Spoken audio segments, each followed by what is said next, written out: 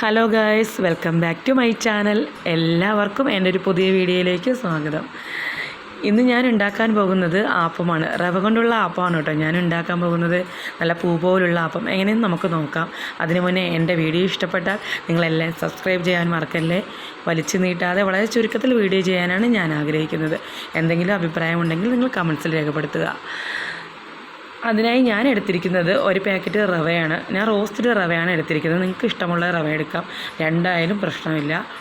ഞാനൊരു ചെറിയൊരു ഗ്ലാസ് എടുത്തിട്ടുണ്ട്. ഒരു ബൗളിലേക്ക് ഞാൻ 2 ഗ്ലാസ് റവ അളന്ന് മാറ്റുന്നുണ്ട്. അതിലേക്ക് ഞാൻ നിറയെ വെള്ളം ഒഴിച്ച് കുതിരാൻ വയ്ക്കുക. അതായത് കുതിർന്ന് വരണം നന്നായിട്ട്. നിറയെ വെള്ളം ഒഴിച്ച് 1 മണിക്കൂറെങ്കിലും കുതിരാൻ വെക്കണം. അത് കഴിഞ്ഞാൽ നമ്മളത് 1 മണിക്കൂർ കഴിയുമ്പോൾ ഈ പരുവത്തിൽ കിട്ടും. അത് നമ്മൾ മിക്സിയുടെ ജാറിൽ മാറ്റുക.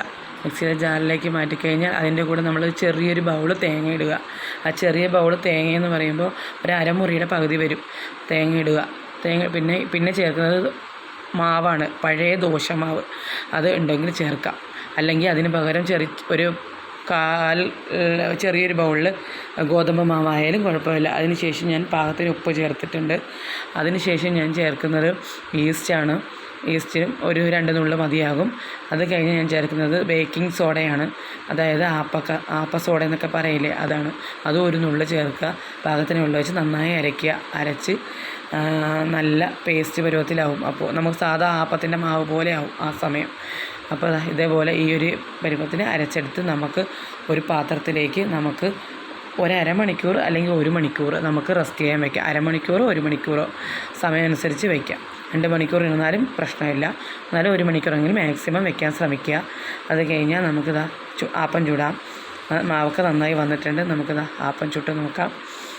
നല്ല സൂപ്പറായിട്ട് നല്ല പൂ പോലെ നമ്മൾ സാധാ ഒരു അരി കൊണ്ട് അരയ്ക്കുന്ന ആപ്പം പോലെ നല്ല ഒരു കൈ കൊണ്ട് ഇങ്ങനെ എടുക്കാം. ആ രീതിക്കാണ് ആപ്പം ചട്ടിയിൽ നിന്ന് മാറി വരുന്നത്. ആ രീതിക്ക് നമുക്ക് ആപ്പം ചുട്ടെടുക്കാം. നല്ല പൂ പോലുള്ള, അപ്പോൾ നിങ്ങൾക്ക് കാണുന്നത് തന്നെ മനസ്സിലാകും. നല്ല പൂ പോലുള്ള ആപ്പമാണ് ഞാൻ ഉണ്ടാക്കിയിരിക്കുന്നത്. ഒരു കൈ കൊണ്ട് തന്നെ നന്നായി നന്നായിട്ടെടുക്കാം. അതാണ് ആപ്പം. എന്നാലും നിങ്ങളെല്ലാം ട്രൈ ചെയ്ത് നോക്കൂ. താങ്ക്